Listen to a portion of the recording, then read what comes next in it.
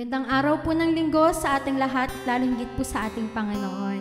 Ngayon tayo po muli ay mag-awitan at magsamba sa Diyos na buhay. No? Patuloy nga nating bigyan siya ng papuri at pasasalamat ngayong umagang ito.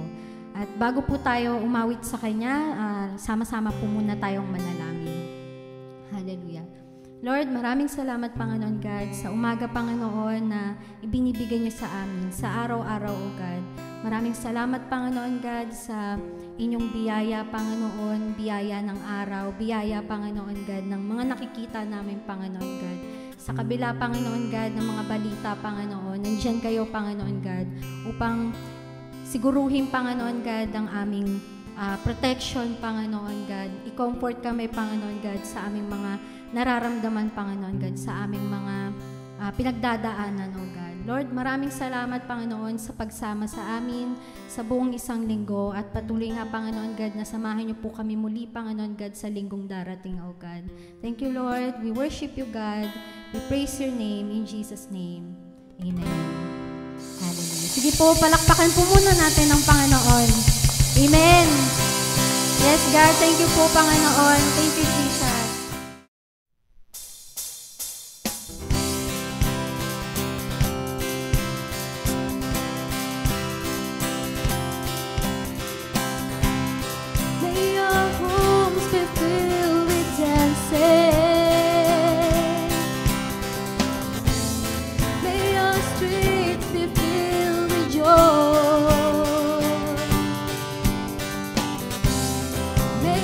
Justice bow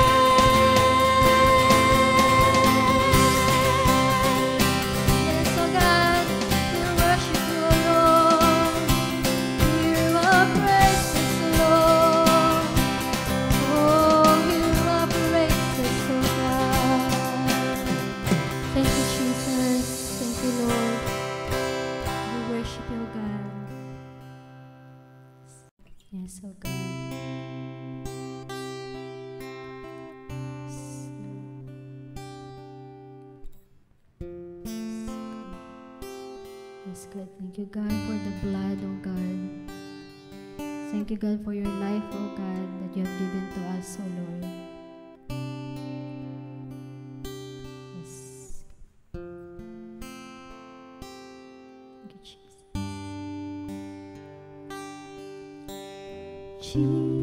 Jesus, God's righteousness revealed.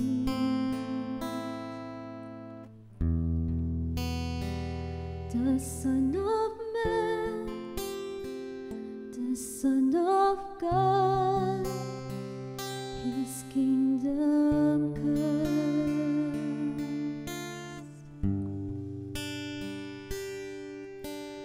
Jesus, redemption sacrifice,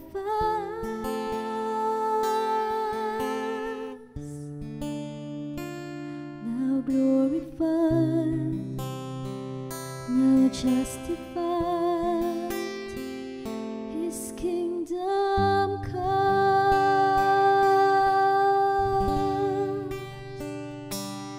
and His kingdom will know no end, and its glory shall know no bound. For the majesty and power of this kingdom's King has come, and this kingdom reign, and this kingdom rule, and this kingdom's power and authority.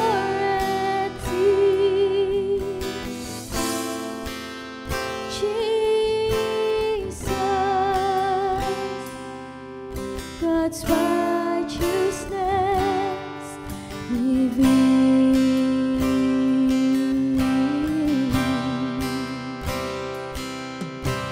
Jesus, the expression of God's love,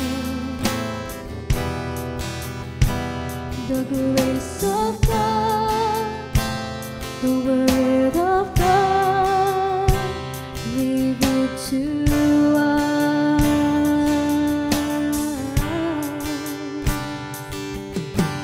Jesus, God's holiness displayed,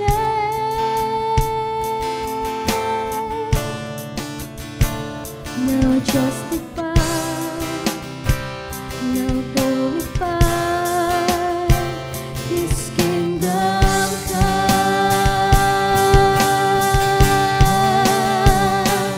and His kingdom will know no end, and its glory shall know no bound.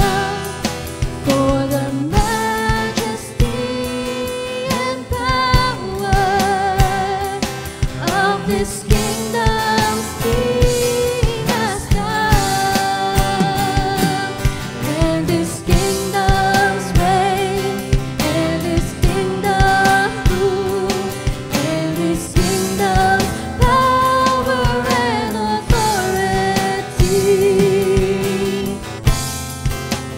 Jesus, God's righteousness revealed, and His kingdom will know no end, and its glory shall know no bound. For the majesty and power of this kingdom's King has come,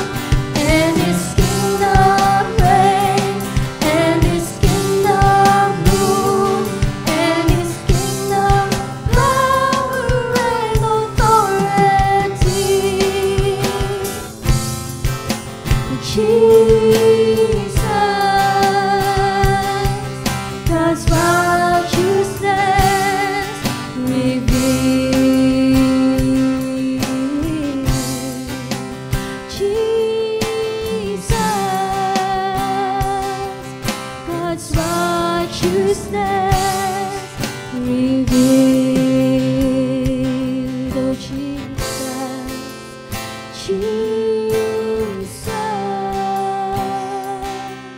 God's righteousness revealed. Thank you, Jesus. We worship your God. Hallelujah.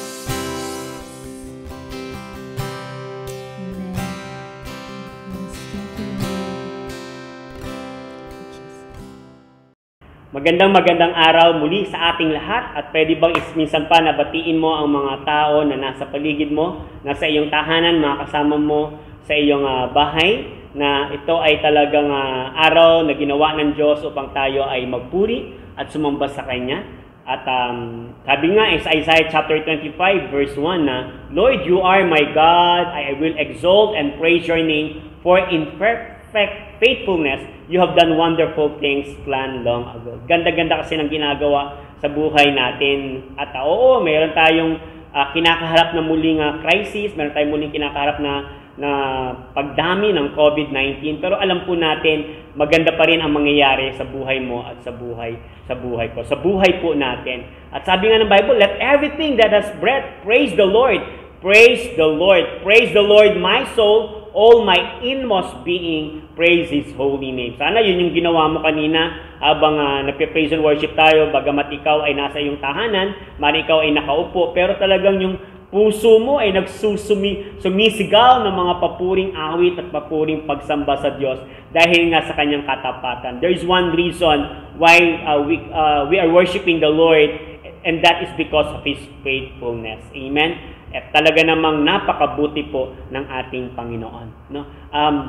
Siguro before we pray, ay gusto ko rin batiin yung mga congratulate natin yung katatapos natin na encounter sa live class po natin. Ito ay kasama o parte ng ating live class at siguro sa mga first time po, mga second time na nakakasama namin, o kaya ano ba itong sinasabi ni Pastor Edward na live class, ano yung sinasabi ni Pastor Edward na encounter. Alam mo, kapag ikaw ay tumanggap sa Panginoon, nagsisi ka ng kasalanan mo, tapos tinanggap mo si Jesus sa buhay mo, inimbitahan mo siya, talagang sincere ka na tinanggap mo siya sa buhay mo, maganda dumaan ka doon sa tinatawag na process. Yung live class, isang process yon, at yung encounter ay kasama doon sa live class na kung saan para mas lalong makita at makita ang kabuluhan, yung meaning ng isang buhay kung bakit tayo nandito sa mundong ito. And through that encounter ay mas makikilala mo ng husto ang God, mas lalong makikita ang sarili mo, at mas lalong makikita yung mga taong nasa paligid mo. May encounter mo doon si Lord, may encounter mo yung sarili mo. Yung akala mo, kilala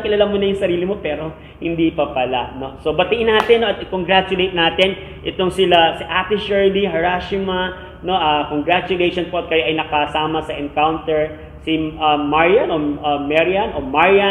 si Grace, no, at si Zara, si Ethel, si Via, no, si Raymart. Kayo ay tunay na pinagpala at ang aming dalangin sa inyo, Fernan, Jason, Reggie, Dan, Ronel, Loy and Rodel, ang aming dalangin ay talagang through that live class ay mag-grow ang inyong pananampalataya. Huwag bibitaw ha.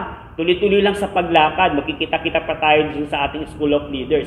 So again, our prayer, kami sa God's Grace Community Covenant Church, ang mga leaders po natin ay patuloy kayong gagabayan at ipapanalangin. Basta kailangan andun yung willingness mo to grow. At kapag nandun ang willingness mo to grow, sigurado ikaw ay magiging isang mature na at strong na anak ng Lord. Amen. God is so good. Alam mo, ang mga awitin po natin ay talaga nagbibigay ng papuri at pagsamba sa Diyos. No? Pero mayroon isang bagay na gusto kong sabihin sa inyo ngayon na kailangan mo rin matutunan. Kasi ang pagtaas na kamay ay talaga namang gusto rin niya ng Panginoon, no? Yung pag-awit mo, yung pagbabasa mo ng Bible. Pero isa ring pamamaraan din ng pananambahan ay alam mo ba, yung pagbibigay mo ng iyong tithes and offering. Kung ano yung pera na meron ka, you honor God, ha? You honor God with your wealth, no? Kasi giving it's not so much a matter of what you have as much as it is a matter of who has you. Sino ba ang nasa iyo? Your giving reveals who has your heart, no? Ang sa pamamagitan ng pagbibigay, doon na ihayag kung sino ang nasa iyong puso. Isa kasi sa mga natutunan ko ang tithing is not really giving, no? It's returning, ibinabalik mo siya. Yung offering, no? It's giving, no? Tayong mga anak ng Diyos, gusto natin tayong makilala sa pamamagitan ng ating generosity. Not for our stinginess, hindi doon sa ating pagiging madamot, no? Because God has been so generous with us. No? Sabi mo, God is so generous. Talaga i-declare natin yan, lagyan natin sa comment. God is so generous. He has bestowed unmerited favor upon us. No? He meet our every needs and even give us things, no? Give us things in our life, no, for our own pleasure. Ganun si Lord eh. Kung bigyan mo, imagine, no, maraming mga tao nagugutom pero ikaw ay pinapakain ng Panginoon, no? So the Lord is really so generous to us, and He really wants us to be generous in return so that His love and provision may be seen through us. Alam mo, dumating sa isip ko that we, no, children of God, have the power to give because God has given us the ability to produce wealth.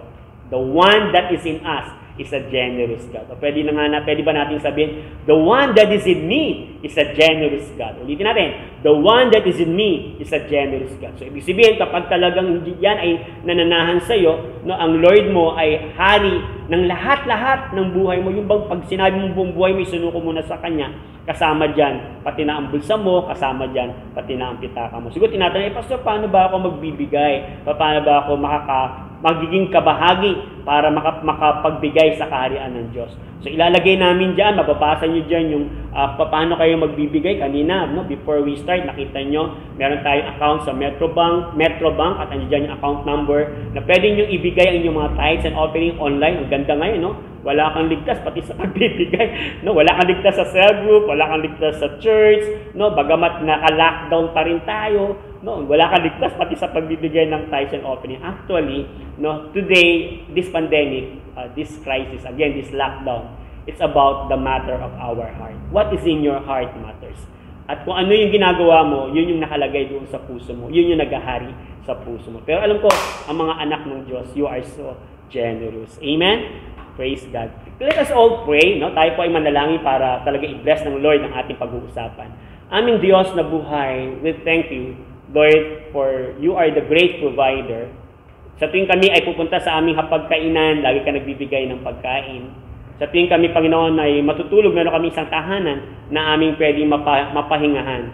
Ikaw ay nagbibigay sa amin ng damit, ikaw ay nagbigay sa amin ng talino at galing, Panginoon. Kung paano, Lord, kami ay makapag-produce na tinatawag na wealth. At itong wealth na ito ay gusto namin ibigay sa iyo na may papuri at pagsamba, O God. And today, Lord, nais po namin muli matuto ng word mo at pag-aralan pa namin, Panginoon, ng salita mo.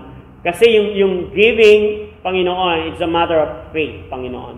Yung sharing the gospel, it's a matter of faith, O God. Yung obedience namin, Panginoon, Lord, sa aming mga magulang, Lord, ay depende rin yun sa aming pananampalataya. At yung faith na ito, O God, Lord, ay mag-i-increase, mai-strengthen, at kung patuloy kami na nakikinig at nag-aaral ng salita mo. Faith comes from hearing and hearing the word of God. So we honor your word and we give reverence to your word in Jesus' name. Amen and amen and amen.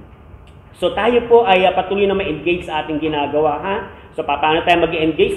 Pwede kang mag-share ngayon dyan, mag-tag, at hindi ka pa nakapag-subscribe sa ating YouTube channel, mag-subscribe ka na, encourage mo yung mga kaibigan mo, mga kapatid mo, mga ka-classmate mo, kasama sa trabaho, na mag-subscribe sa ating YouTube channel, God's Grace Community Covenant Church. By the way, stay home tayo, ha?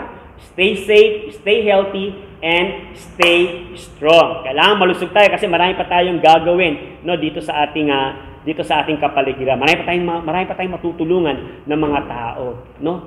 At tuloy-tuloy pa rin po tayo. Yung ating lighthouse every Wednesday, tuloy-tuloy tayo at through this lighthouse, marami tayong matutulungan ng mga kabataan at magkaroon sila ng tinatawag to last Wednesday. Ang ganda nung sinare sa atin ni Gio, no? Isa sa mga primary leaders natin. Pinag-usapan natin, tinatawag na kalayaan. Totoo, no? Ang kalayaan, ang Diyos lang ang siya makakapagbigay nito sa iyo. Paano kung wala kang Lord? Paano kung wala kang God? Only God can deliver us. Amen. No? So tuloy-tuloy na po tayo sa ating last point ng ating topic na the power of being a child. Amen. Kayo ba ay marami natututunan? No? Marami ba kayo natututunan dito sa ating mga pinag-uusapan? Dapat meron kang Biblia, dapat meron kang notebook, meron kang ballpen, at lahat ng mga napag-uusapan natin na isusulat mo para meron kang ma-review. And I'm sure while you are listening to me, God has a direct revelation to you that you need to write it down. No, ganun din ako minsan kapag may napapakinggan ako, no, at nanonood ako, at bigla may mapapasok sa akin ng mga revelation, at ganun ang Lord ganun ang Holy Spirit. Alam mo ba, there are believers who see how Jesus sees. And they have a good declaration in life. They are able to step forward, but they are not able to soar. Ito kasi yung ating last topic. No? Ang first topic natin, sabi natin, the power of being a child, meron tayong power in seeing. Meron tayong power in speaking. At meron tayong power to step forward. And the last point is power to soar. Ayan. No? May mga tao nakita nila yung nakikita ng Panginoon, ang ganda ng mga declaration nila, at nakakabang na. Hindi lang siguro isa, dalawa, tatlo, pero hindi sila nakalipad. At yan yung gusto natin matutunan ngayon, ha. Kaya siguradong upo ka lang dyan at damahin natin yung presence ng Lord, kasi ang Lord, alam ko, nandito siya ngayon, nandiyan din siya sa iyong bahay. And one of example of this is found in the book of Joshua. No? There was a man who see the fertile land of Canaan. I am sure he was one of the men of Joshua who had a powerful declaration that he will possess the land. Fact was that he was able to step forward, yet he was able to enter into the promised land, but in a short time span. No? So meron akong nabasa sa Bible na nakita na niya no? Nakita na niya yung promised land. Siguro isa rin siya sa mga magagandang nagsabi ng magagandang declaration dun sa nung kasama ni Joshua, no? At kung maalala ko, tingnan natin yung Bible, na sabi doon, siguro isa siya sa mga nagsabi doon na whatever you have commanded us, we will do, and whatever you send us, we will go. Just as we fully obey Moses, so we will obey you. Only may the Lord your God be with you as he was with Moses. And in verse 18, sabi, whoever rebels against your word and does not obey it, whatever you may command them, will be put to death. Only be strong and courageous. Siguro isa siya sa mga taong grabe yung kanyang commitment, grabe yung kanyang declaration, at sabi niya, sige Moses, kung saan ka pupunta, doon ako. At kung ano sinasabi ng Diyos sa'yo, ganun din ako. No? Ganun ang gagawin ko. Susunod ako sa'yo. No? So makikita natin ito doon sa tinatawag na Joshua chapter 7 verse 1. Na kung saan meron isang tao na ang pangalan ay Achan. Bro, ito si Achan, kasama to ni Joshua. Ha? Siguradong magaganda ang mga nakita nito at nakatungtong na siya sa promised land.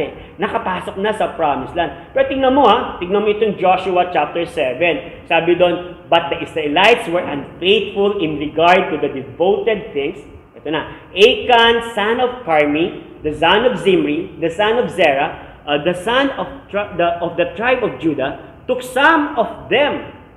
So the Lord's anger burned against Israel. Galit ang Panginoon sa ginawa ni Achan. Kaya lang, galit si Lord, hindi lang kay Achan, pati na rin sa Israel. Take note itong tao na ito yung tao na kasama ni Joshua na nakapasok na dun sa promised land. May victory na nakuha May tagumpay na nakuha Nakapasok na hindi lang niya nakita yung promised land, kundi sigurado may mga natikman na itong bunga. Pero pumasok yung tinatawag na unfaithfulness. Bro, hindi nakalipad. Hindi nakalipad. Today, my heart as a pastor is that we all children of God, we have the power of being a child of God, and you have the power to soar. But when there is unfaithfulness to us, you cannot fly like an eagle. Unfaithfulness forbids us to soar like an eagle. There is no such little unfaithfulness. Nakita ko dito yun Walang maliit na unfaithfulness. Konti lang naman yung kinuha ko Kasi sabi doon, took some of them.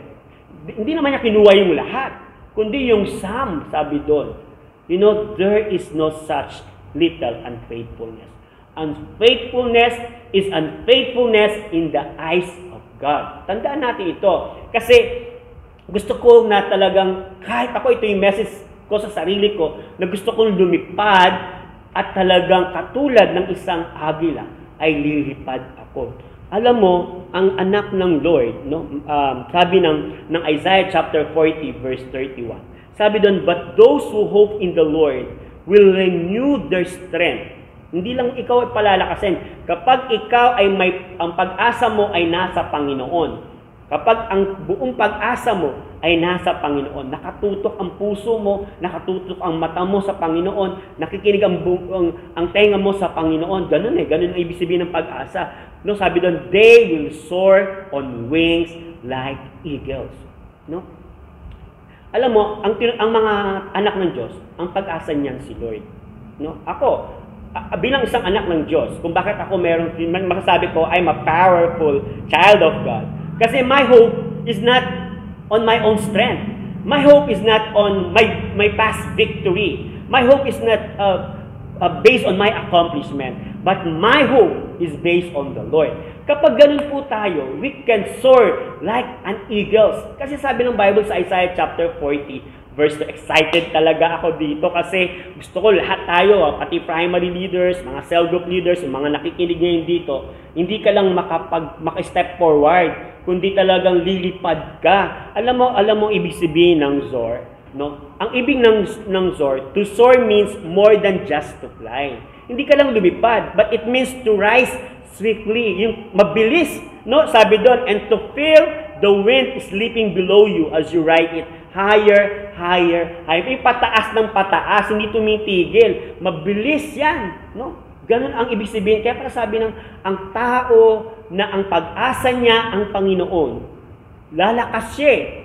At sabi niya, at katulad siya ng isang agila na hindi ginamit ng Bible yung fly, ginamit yung soar. Na ibig sabihin, ito ay dire-diretso. No? At kasi flying is moving through the air.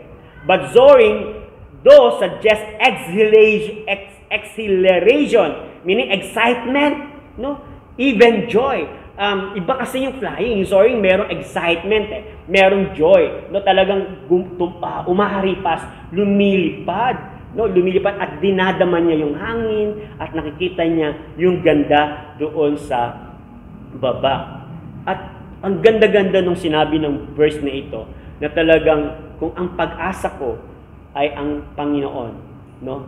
Ako ay lilipad katulad ng isang agila. Ako ay magsusor, na ako ay talagang lilipad na mabilis at tuloy-tuloy, no? Upang sa ganon ay talagang sabi niya, makikita ko ang ganda ng ginawa ng Diyos sa buhay ko. You know, another example is a man who was anointed and chosen to lead a nation of Israel. Nagbibigay ako ng mga example. Tapos nagbibigay ako ng 2 points para sa ganon ay maintindihan natin na hindi enough sa iyo na nakita mo ang nakita ng Panginoon. Hindi enough, hindi ka dapat hihinto doon sa pa-declare yung declaration, declare ka lang ng declare. At hindi ka rin dapat nakahakbang lang, no? Yung hakbang ng hakbang, kinakailangan mo talagang lumipad, no? Another example is a man who was anointed and chosen to lead a nation of Israel, no? Tingnan natin, no, sino itong tao na ito, no? Sa 1 Samuel chapter 10, sabi doon, then Samuel took a flask of olive oil and poured it on Saul's head and kissed him, saying, has not the Lord anointed you ruler over his inheritance? So alam niyo lang tinutukoy ko. Itong tao na to ay si King Saul, the first king of Israel. Very sure ang Bible, very sure si Lord, at very sure na rin itong si Samuel, na itong si Saul ay talagang anointed ng Panginoon. Anointed ng Lord. At itong Saul na ito, narinig niya yun no? At ay pinakita na yun sa kanya, no? At hindi lang pinakita sa kanya yun, talagang makikita natin, naging king talaga itong tao na ito, no? At doon sa 1 Samuel chapter 10, verse 5, pag tinuloy natin, sabi doon, after that, you will go to Gibeah of God, where there is a Philistine outpost. As you approach the town, you will meet a procession of prophets coming down from the high place with lyres, timbrels, pipes, and harps being played before them, and they will be prophesying. The Spirit of the Lord will come powerfully upon you, and you will prophesy with them, and you will be changed in a different person. So sabi ng Bible sa verse 9, as Saul turned to leave Samuel, God changed Saul's heart, and all these signs were fulfilled that day. Saul was anointed. Saul was filled with the Holy Spirit. Saul changed his heart. Nagbago Nagbago ang puso. Binago ng Diyos ang kanyang puso. Ayan na. So, ito yung sinasabi na may nakita na, nagdedeklara na, no? Ito yung nakapasok na at naging king na. At marami na siyang natalo mga kaaway. But, no, what happened to his life? Nung nabago ang puso niya, nung binago na ng Diyos ang puso niya, ano ang nangyari sa kanya? Tandaan natin that God is the only one who can change our heart into a new and revived heart. Walang pwedeng magpabago ng puso ko. Walang pwedeng magpabuhay ng puso ko, kundi ang Diyos lang. Ang Diyos lang ang may kapangyarihan na baguhin ang puso mo. Ang Diyos lang ang may kapangyarihan para ma-revive ang puso na ito kasi patay. Now, sabi ng Bible, God changed Saul's heart sa verse 9 ng 1 Samuel chapter 10. When God changed your heart, let it be till the end of your life. Don't change it. Huwag mo nang baguhin yung binago ng Diyos sa buhay mo. Binago ka na ng Diyos pinapakailaman mo pa No, huwag mo nang papakailaman pa. Kasi binago ka na ng Diyos. Manampalataya ka na lang na yung pagbabago na ginawa sa'yo ng Diyos ay magtuloy-tuloy. So that you can soar like an eagle. Amen? No? So, alam mo, you can be a primary leader, but until when? You can be a cell group leader, until when? Ako, yun din isa sa mga Rema word ko no, during this lockdown, no? Edward, until when? Sabi ko, Lord, ako po ay kakapit talaga sa iyo at aangkinin ko itong word mo na ang aking pag-asa ay ikaw. At habang ikaw yung aking pag-asa, habang ikaw, O Diyos, ang aking pag-asa, siguradong laging magre-renew, yung mapapagod ka pero alam mo, babalik ang iyong lakas. And you will soar like an eagle. Amen? So, when God changed your heart, let it be till the end of your life. Don't change it. So, you soar like an eagle. Hayaan mo lang na ang Diyos ang mag-control ng puso at isip mo. But those who hope in the Lord will renew their strength. They will soar on wings like eagles, and they will run and not grow weary. They will walk and not be faint. Kaya ako, sigurado, matatapos mo ang labanan na ito, mananagumpay ka, makakahakbang ka, at makakalipad ka. Amen? No? So, yung buhay ni Achan, yung buhay ni Saul, at yung mga buhay na nakikita mo sa Bible, yun ay may magagandang mapupulot. Para sa ganun, maiwasan natin ang maging katulad nila at ang nais natin ay maging katulad ng mga talagang totoong man of God. Katulad nila Daniel, nila Joshua, no, ni Ezra, ni Nehemiah, at marami pang iba. No? Pero itong mga katulad nila, Achan, nila Saul, no, it's just a whining. Whining to sa atin. At sapagkat tandaan natin ngayong mga time na ito, ang kinina na natin, na we are all there's a power in us of being a child, no, bilang anak ng Panginoon. Tayo po, meron tayong kapangyarihan para lumipad. I will give you just 2 points, no? At unang-una, kapag ikaw talaga ay lumilipad na, nasa iyong power to soar, your vision, number 1, will be clear like the eyes of an eagle. No? Ulitin ko. Number 1 is your vision will be clear like the eyes of an eagle. Meaning, you will see the whole picture. Alam mo, nung bata ko, gustong-gusto ko talaga makasakay ng eroplano. Alam mo, hindi ko alam na isang simpleng pangarap, pero natupad yun. No? At yung una kong sakay ay talagang papunta kami ng China. No? At excited ako na sabi ko, gusto ko umupo doon sa malapit sa pag sasakay ka ng eroplano, excited ka doon sa may bintana para nakikita mo, kasi nasa isip ko, ano ang itsura ng Pilipinas, ano itsura ng Metro Manila kapag nandun ka na sa taas. No? Alam mo, pag ikaw ay nandun sa taas, nakikita mo ang maluwag na lugar. Nakikita mo ang itsura. No? So, ganun din. Kaya mas lalo ko naintindihan itong sinasabi ng Bible na but those who hope in the Lord will renew their strength. At sabi doon, they will soar on wings like eagles. Mas lalo ko siyang naintindihan. Kapag pala meron kang matindi pag-asa sa Panginoon, no, ang paglipad mo ay katulad ng isang agila. At nakikita mo yung nasa baba mo. Nakikita mo yung buong picture. No? You will see the whole picture. Meaning, you will finish the race. Ganito yun Ang eagles kasi, at katulad ng ibang mga ibon, meron silang tinatawag na color vision.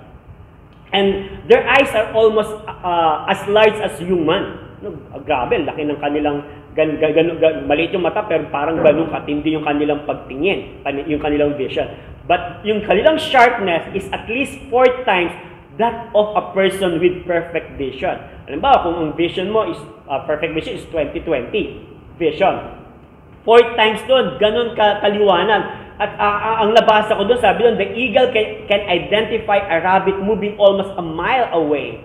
That means that an eagle flying at an altitude of 1,000 feet over country could spot victim over an area of almost 3 square miles from a fixed position.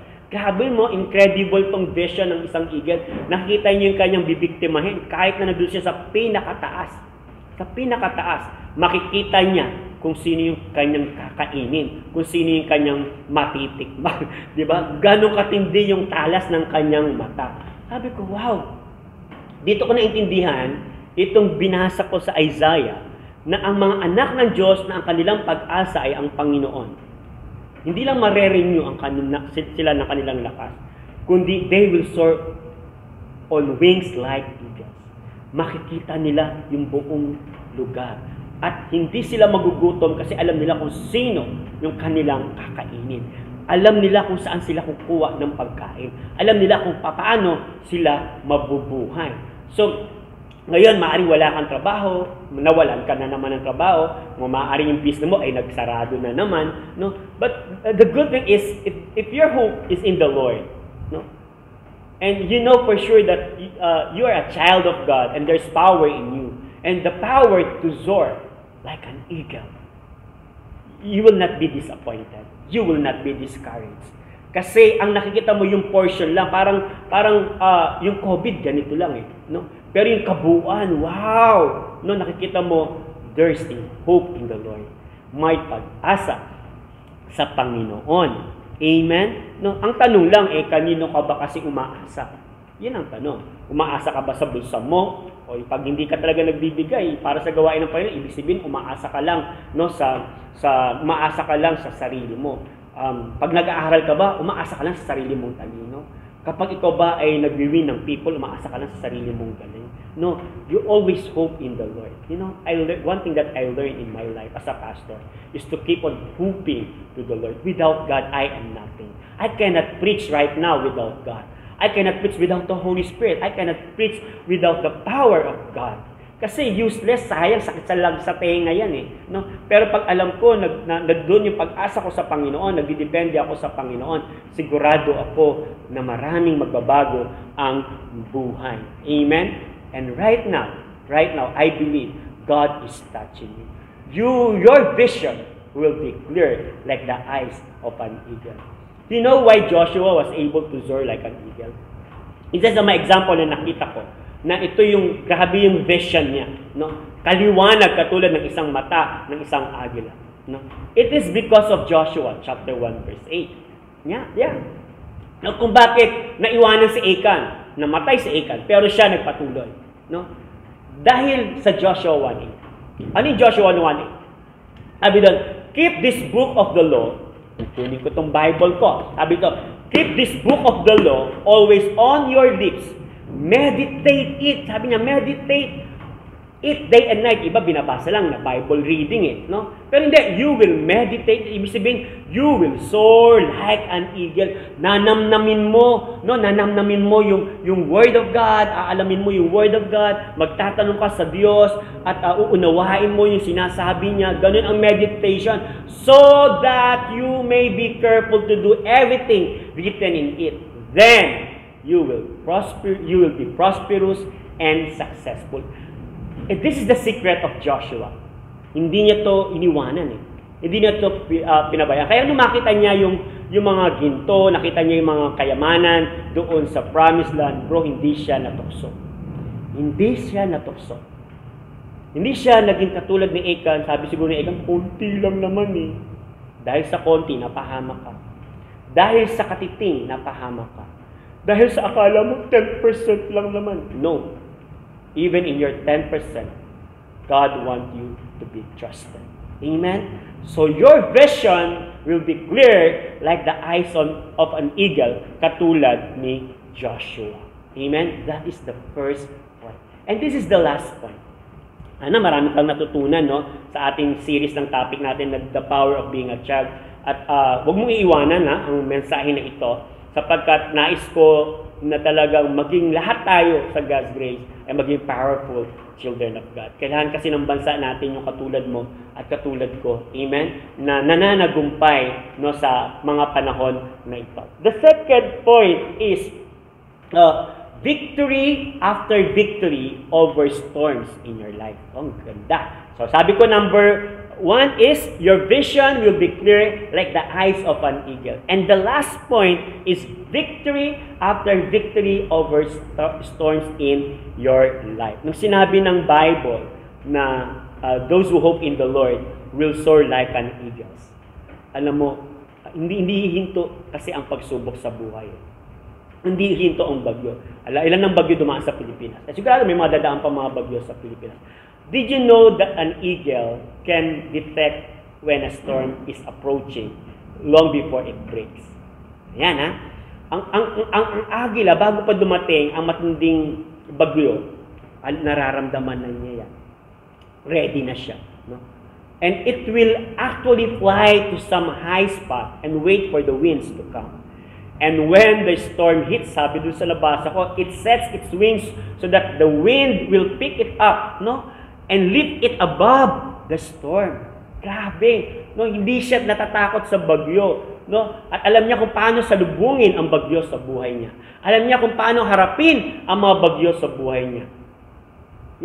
Dito pa lang sa pinag-uusapan natin na ito, na isang verse na sobrang yaman, na nagsasabing, but those who hope in the Lord will renew their strength, and they will soar on wings like eagles. Ang ibig pa lang talagang sabihin doon, ang isang powerful child of God, na ang pag-asa niya ang Panginoon, handa siyang lumipad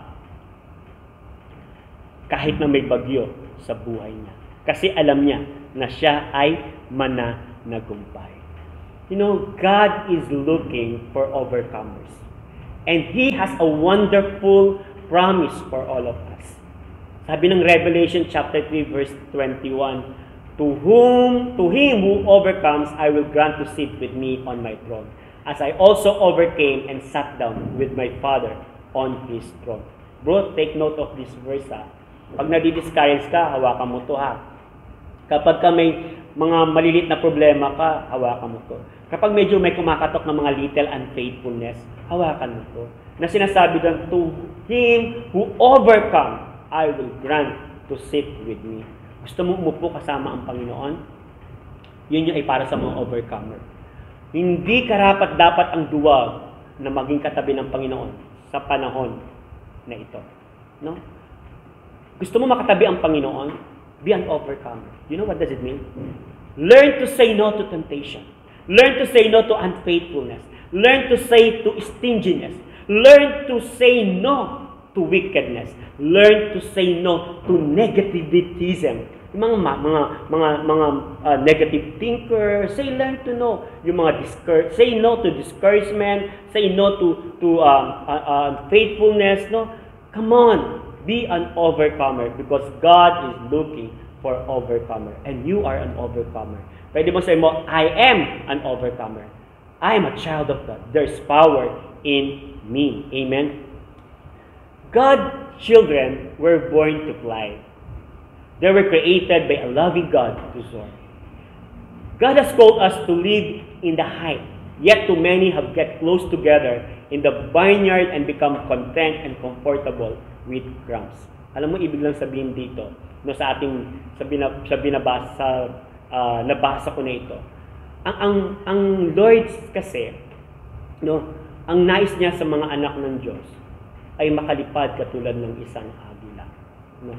Naalala ko kasi yung isang kwento na ito ay nakuha ko sa isang pagbabasa ko. No? Isang kwento na ang isang itlog ng agila na napunta dun sa mga manukan. No? At nung mapisa na itong itlog na ito at siya naging isang agila na. No? At nakahalubilo niya itong mga manok na ito. No? At nakita niya ang sarili na hindi isang agila, kundi isang manok. At meron isang tao na nakapansin sa kanya, hindi ito manok ito ay agila. Hayaan natin siya na maging isang agila. No? Hayaan natin siya na makalipad at ma-enjoy niya yung kanyang pagiging isang agila. So ang ginawa nitong tao na ito, dinala niya ito sa isang mataas na lugar at pinalipad niya. No? Sa una, bumagsak, nag-fail sa una. Natakot yung little agila na ito. Pero hindi tumigil itong tao na ito, nag-iakyat siya uli at ipaliparin siya uli. Of course, nag-fail uli. Pero on the third time, no, na-enjoy ng little agila na ito na lumipad. At napansin niya at nakita niya, hindi pala ako isang manok, kundi ako pala ay isang agila. And I will fly like an eagle. Amen? You are a child of God. You are created to soar. You are created to be an overcomer. You are created, no, na talagang sa buhay mo, ikaw talaga ay magiging victorious Christian, maging triumphant Christian. Bro, ang pandemic na ito, ang COVID na ito, tinatanggal nito ang pagiging duwag natin. Pinapalabas nito yung courage na nasa atin. The message of this pandemic, the message of this crisis, the message of this COVID-19, so that the spirit of courage will come out to us. And we will be like an eagle. And we will soar like an eagle. Amen? I'll give you 3 instructions. Number 1, believe and receive that you are created to be powerful child of God. Napag-usapan natin ito ng isang buong month of March. At hindi ako nakapagbigay sa inyo ng mga instruction. Pero gusto kong tapusin natin itong message na ito, itong series na ito, no? Sa isang instruction na talagang aralin mo at ibuhay mo, ha? Unang-una, believe and receive that you are created to be powerful child of God. Kapag ikaw ay nagsisina ng iyong kasalanan at nabuhay ka na at tinanggap mo na si Jesus sa buhay mo bilang Panginoon mo at tagapagligtas, you are now a child of God. And ando ka lang doon sa process na yan. Kayo mga nasa life class, yung mga nasa school of leaders, yung mga nandiyan sa inyong mga cell group, no? I-enjoy niya kasi joy, proseso yan If you are in the cell group, pinaprocess ka dyan no? And then second, be in His Word and Spirit all the time. Huwag kang aalis sa Spirit ng Panginoon. Huwag kang aalis sa, don't be like Saul, na umalis siya doon sa Spirit ng Panginoon. Nawala na yung Spirit ng Lord sa kanya. Alam mo, dahil na rin talaga din sa tinatawag na unfaithfulness. Hindi kasi siya naging tapat. Yung pag may inutos sa kanya ang Lord, hindi niya ginagawa ng kompleto, partial. Partial obedience is still partial obedience and still a sin. Amen? No? So, be in His Word and Spirit all the time. Kung magsusunod ka, sunod ka na ng buong buo. And then lastly, be in the gospel community. It is the place you can serve. Your cell group, the school of leaders, the church that you are now here, no, nandito ka ngayon sa God's Grace Community Covenant Church, this is your gospel community. At dito, matututo ka na lumipad. Wow! Maraming pong salamat dito sa ating pinag-uusapan. Lord, we are really thankful to God na binigyan niya sa atin itong mga word na ito. Very simple, but I pray na talagang it-change our heart at matransform ang ating buhay. Wala naman pong ninanais ang God's Grace Community Covenant Church, kundi dumami po ang mga taong nagbabago ang buhay. Tayo po ay sandaling manalangin. Aming Diyos na buhay na makapangyarihan sa lahat. Salamat, Lord, sa loob ng buong buwan ng March na ito, kami ay sinamahan mo. Kami ay tinuruan mo, Panginoon.